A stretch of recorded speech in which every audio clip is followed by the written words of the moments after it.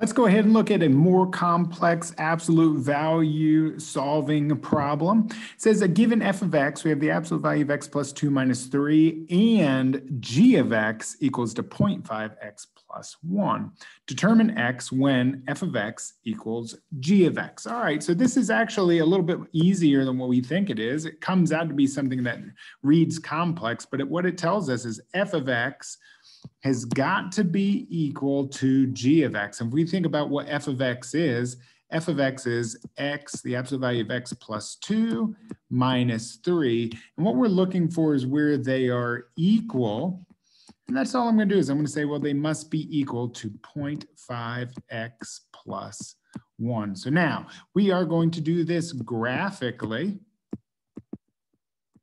And so in order to do this graphically, I am just going to take those two pieces and plug them in. So I'm going to type x plus 2 minus 3, and I'm going to give it its name, f of x. Okay, and then what I'm going to do is I am going to type in our g of x equation. So let's type in g of x equals to 0.5x plus 1. Now, the thing about these statements, it's simple. Where they are equal, that is what we're looking for. So where they are equal, that is the same thing as where they intersect.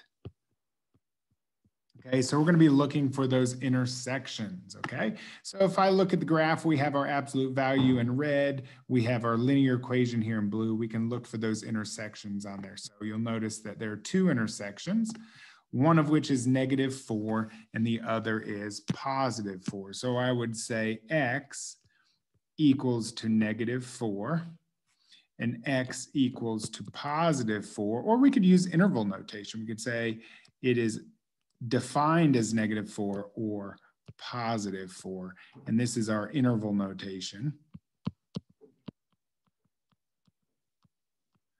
And showing what our solutions are.